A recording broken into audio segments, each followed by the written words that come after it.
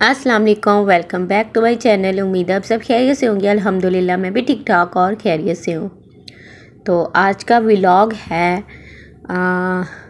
करेला रेसिपी के ऊपर, और थोड़ा सा मैं ब्रेकफास्ट में जो आजकल खा रही हूँ वो भी आप लोगों के साथ शेयर करूँगी, क्योंकि रमज़ान के बाद मैंने अपनी जो डाइट थी वो तोड़ दी थी और फिर मेरा 1 से 2 किलो वज़न ज़्यादा हो गया।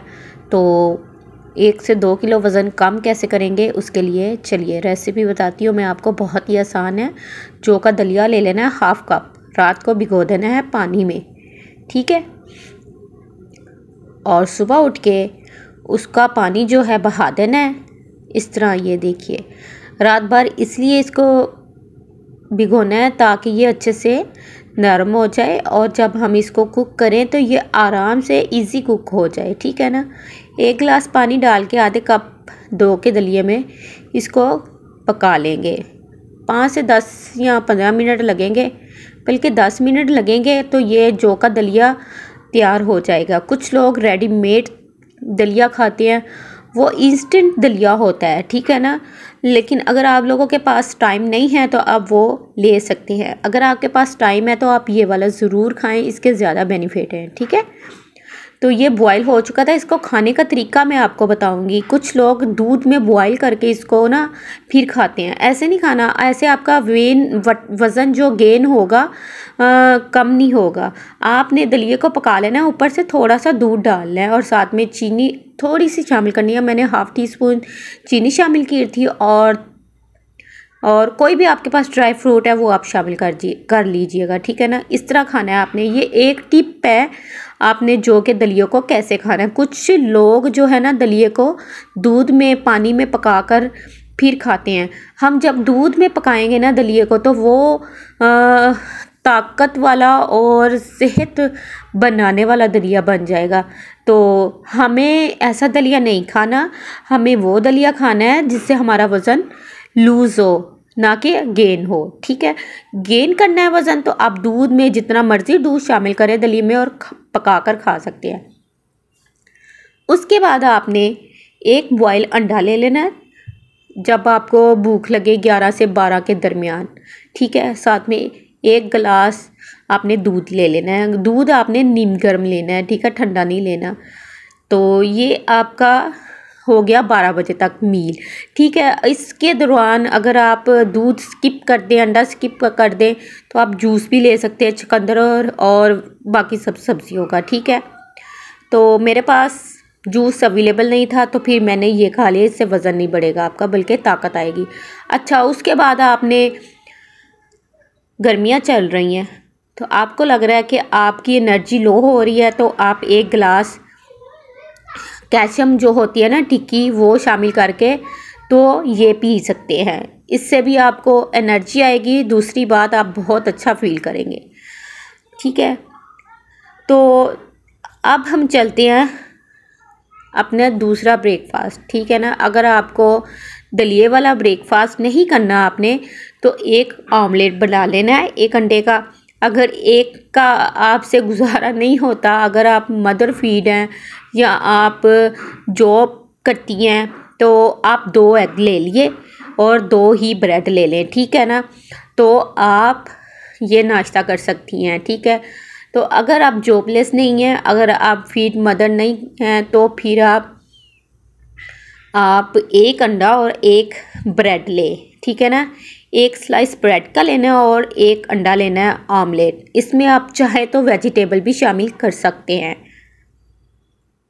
तो यहाँ पे हल्का सा घी लगाकर इसको मैंने क्रिस्पी कर लिया था, क्योंकि खाने में मज़ा आएगा। और साथ में आपने 1 कप दूध, 1 कप चाय का लेना है। और वो कैसे लेना है आपने कि ½ कप दूध लेना है और ½ कप ही पानी लेना है, ठीक है। तो आपने साथ चाय ले लेनी है। उसके बाद मैं आप लोगों के साथ करेलों की रेसिपी शेयर करूँगी। सबसे पहले आपने करेले के ऊपर से जो छिलके होते हैं वो पील कर लेने हैं। छिलकों को हमने फेंकना नहीं है। जो छिलके होंगे ना वो भी हम इस हंडिया में शामिल करेंगे। और बीज कैसे निकालने हैं, जब हम करेलों को ऊपर से पील कर लेंगे। तो चम्मच की मदद से हमने ये अंदर वाला जो इसका मटेरियल होता है वो इस तरह निकालना है। देखिए बहुत ही आसान तरीका है ये करेले रेसिपी, आप ज़रूर ट्राई कीजिएगा, आपको बहुत ही मज़ा आने वाला है अगर आप ये ट्राई करेंगे।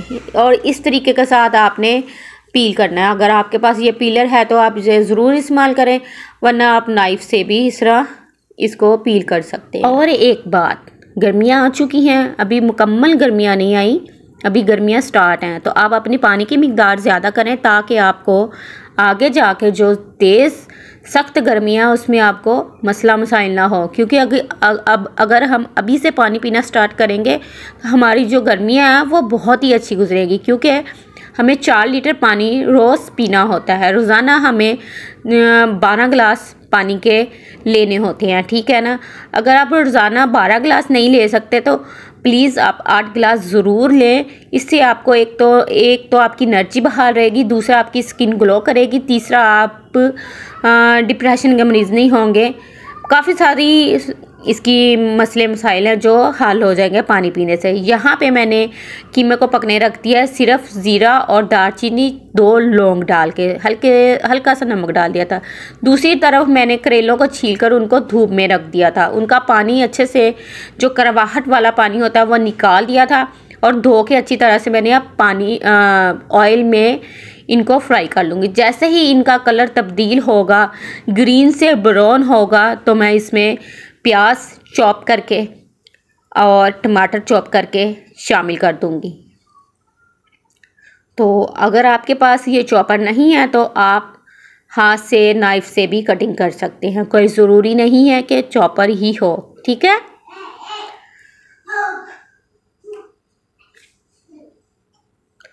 तो यहाँ पे टमाटर और प्याज चॉप हो चुका है। तो दूसरी साइड पे जो मैंने करेलों के जो ऊपर वाला हिस्सा था जो कटिंग किया था वो भी ब्राउन हो चुका होगा। तो ये देखिए चॉप हो चुका है टमाटर और प्याज। तो यहाँ पे देखिए ब्राउन हो चुका है। अब थोड़ा सा और फ्राई करेंगे इन तीनों चीज़ों को। उसके बाद मैं इसमें कीमा शामिल कर दूँगी, ठीक है ना। कीमा हमारा कुक हुआ है, सिर्फ हमने अब इस मसाले में उसको रच बचाना है, मतलब कि इसको मिक्स करना है, अच्छे से भूनना है सारे मसाले डाल के। ये देखिए इस तरह का ये देखिए जो हमने ऊपर वाला करेले का जो हिस्सा होता है ना जो हम फेंक देते हैं वो फेंकना नहीं, इसमें शामिल करना है। क्योंकि फिर मसाले में भी करेलों की जो जायका होता है, टेस्ट होता है वो आएगा। तो यहाँ पे कीमा शामिल कर दिया, दरा मिर्च, गरम मसाला, हस्बे जायका नमक और सूखा धनिया। अगर आपके पास जायफल और जवेत्री का पाउडर है तो हाफ़ टी स्पून से भी हाफ़ आप वो इसमें शामिल करें खुशबू के लिए और जायके के लिए। ऐसे करेले बनेंगे कि आपके हस्बैंड आपके हाथ भी चूमेंगे और लोग अगर खाएंगे तो लोग कहेंगे कि बस खाते ही जाएं, कि बस हमें रोज़ ही कीमा करेले ही हों, ठीक है।